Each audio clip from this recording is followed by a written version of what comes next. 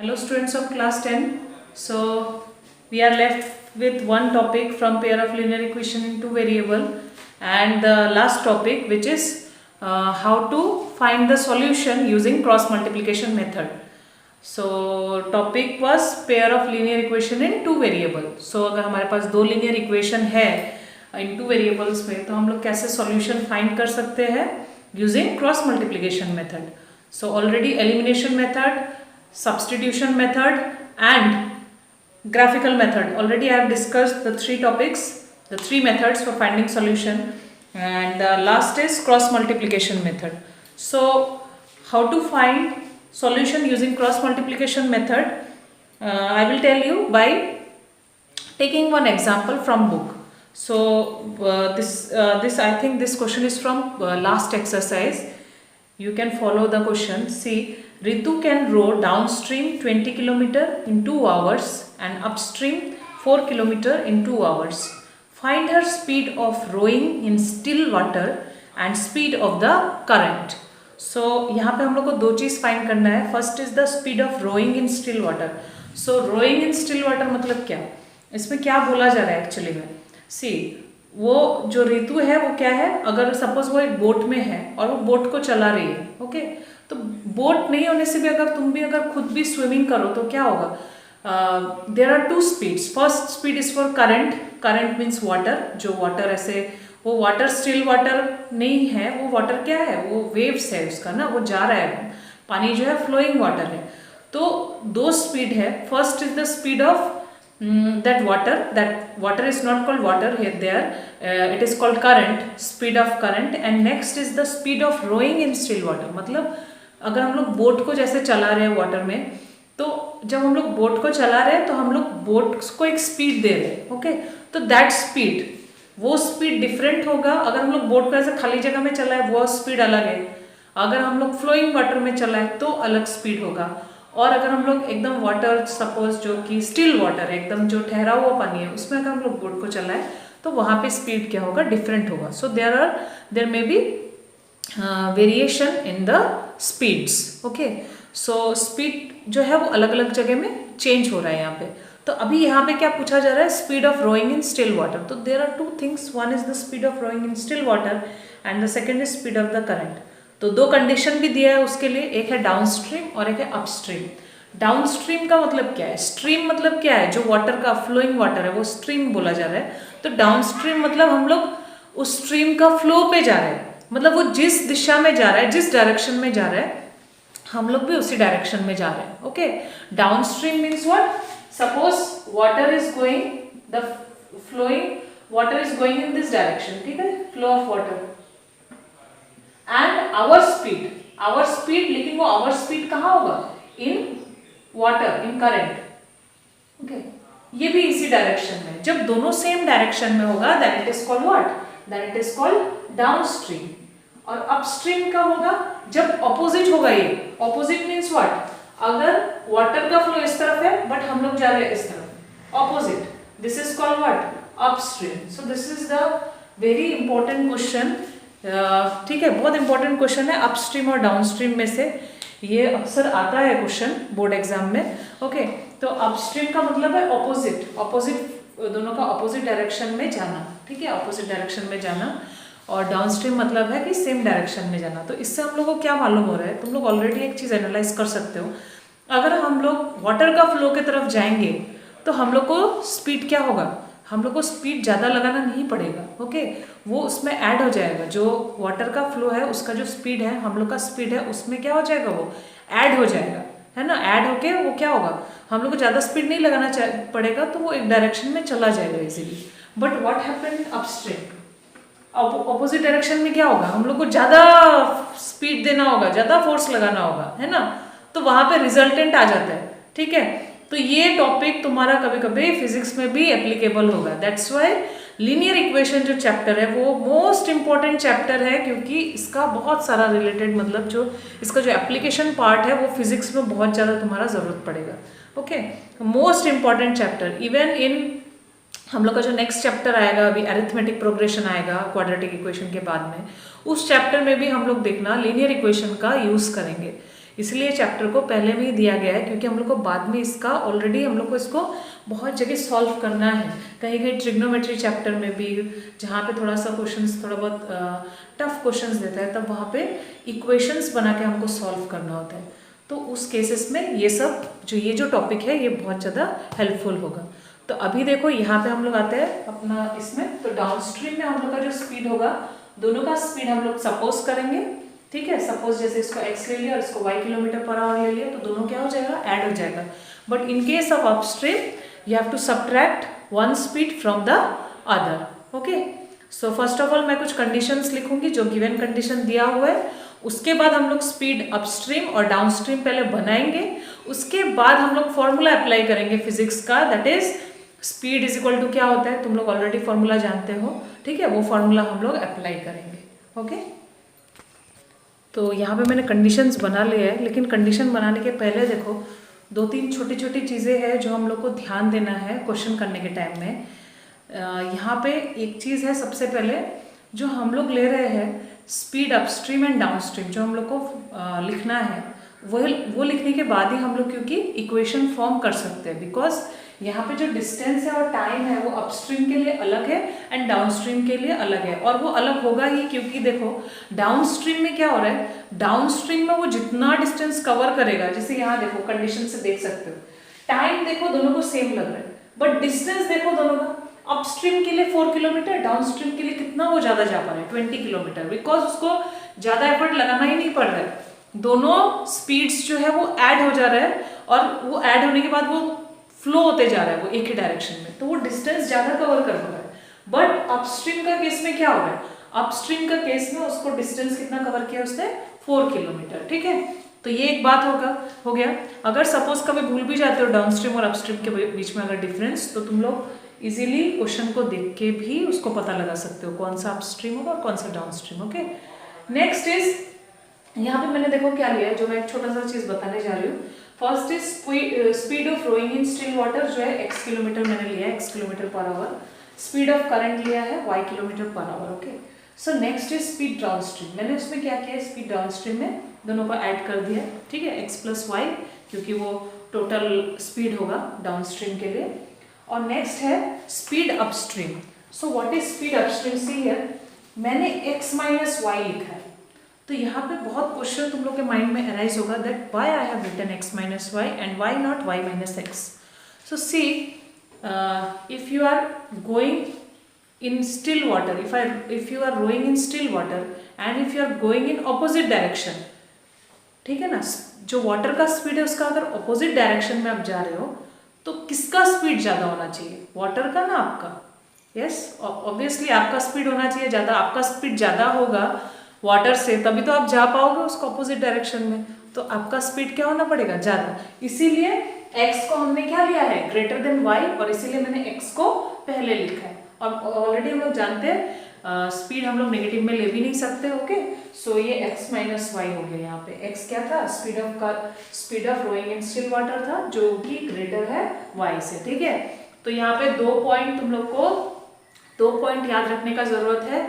Main है, first है तुम लोग को डाउनस्ट्रीम और अपस्ट्रीम में कंफ्यूजन नहीं होना चाहिए, और सेकंड है यहाँ पे जो अपस्ट्रीम का हम लोग स्पीड लेंगे उसमें x को पहले रखना है ना y को पहले रखना है, ये एक कंफ्यूजन आता है बहुत स्टूडेंट को, तो ये मैंने यहाँ पे क्लियर कर दिया है that the speed of your should be greater than what, the speed of the current, okay. So x is greater than y है। अभी हम लोग क्या बनाएंगे, speed is equal to what, distance by time, तो वो कंडीशन से हम लोग डाउनस्ट्रीम और अपस्ट्रीम दोनों से हम लोग क्या कर सकते हैं, 2 इक्वेशन, मतलब अपस्ट्रीम से एक इक्वेशन आ जाएगा, डाउनस्ट्रीम से एक इक्वेशन आ जाएगा, और ये दोनों इक्वेशन को हम लोग सॉल्व करेंगे using cross multiplication method, okay.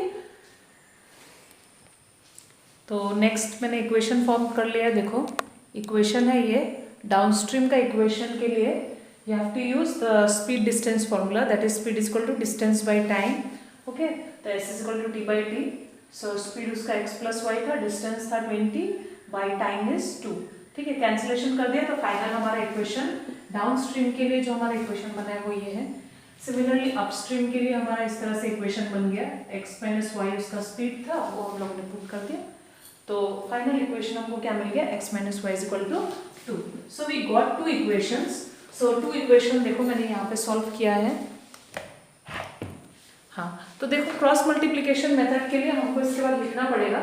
अच्छा, और एक चीज़ है, जब हम लोग का इक्वेशन जब दिया मतलब मिल जाएगा तो हमको ax plus B Y plus C is equal to 0 form में उसको लाना है.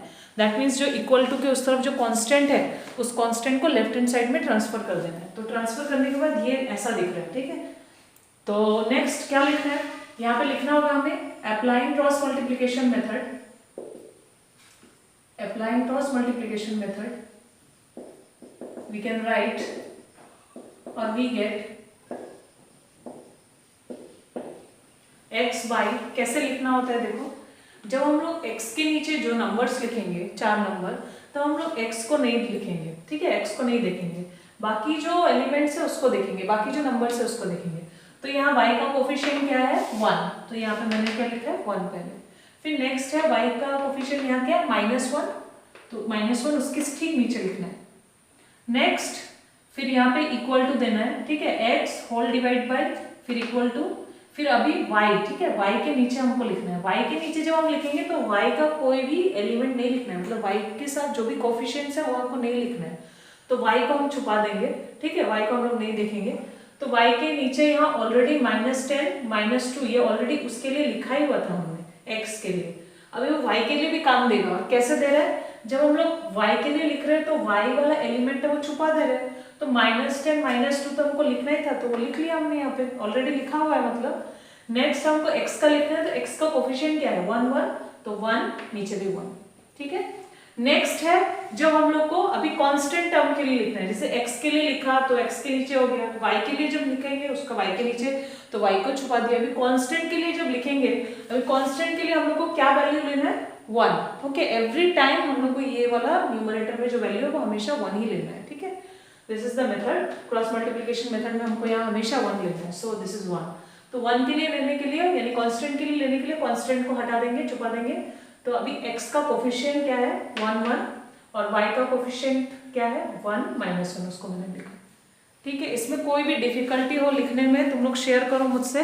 ठीक है, बिकॉज ऐसे करके भी आ सकता है. Using cross multiplication method you have to find the solution. तब हमको क्रॉस मल्टीप्लिकेशन ही मेथड यूज करना पड़ेगा. ओके, नेक्स्ट देखो अभी क्या करेंगे. क्रॉस मल्टीप्लिकेशन नाम क्यों दिया है, क्योंकि हम लोग को यहाँ पे क्रॉस मल्टीप्लाई करना है. सो फर्स्ट ऑफ ऑल याद रखो हमेशा यहाँ से स्टार्ट होगा. ठीक है, तो यहाँ से ये क्रॉस मल्टीप्लिकेशन, तो ये इसके साथ मल्टीप्लाई होगा और ये इसके साथ. अब इसको लिखना कैसे, फर्स्ट ऑफ ऑल 1 इंटू -2 क्या हो जा रहा है -2, उसको x के नीचे लिख रहे हैं हम लोग -2. फिर नेक्स्ट हमेशा माइनस सिंबल देना है हम लोग को. माइनस होगा यहाँ पे, माइनस क्या हो रहा है -1 इंटू -10 दैट विल बी +10, तो +10. इसको ब्रैकेट में नहीं लिखने से भी होता है. ठीक है, +10 हो रहा है. नेक्स्ट अभी y के नीचे जब लिखेंगे तो अगेन यहाँ से स्टार्ट करना है ऊपर से. -10 इंटू 1 -10 हो गया. फिर माइनस हमको पुट करना ही है, माइनस ये रहेगा. देन -2 इंटू 1 क्या हो जाएगा -2, इसीलिए ब्रैकेट ले दिया -2. नेक्स्ट अभी 1 के नीचे, तो यहाँ से 1 इंटू -1 क्या हो जा रहा है -1. फिर माइनस सिंबल हम लोग देंगे. नेक्स्ट क्या होगा 1 इंटू +1, तो +1. ठीक है, तो अभी सॉल्व किया, इम्प्लाइज साइन देके x बाई ये -12 बन जाएगा. Then equal to y, this will be -10 + 2 that is -8 equal to 1 by ये सॉल्व हो गया -2. अभी क्या करना है देखो, अभी ऐसा दिया हुआ है this is equal to this equal to this. तो अभी हमें कोई इसमें तो 3 रेशियोज हम लोग को मिला है, हमको कोई 2 रेशियोज लेके सॉल्व करना है.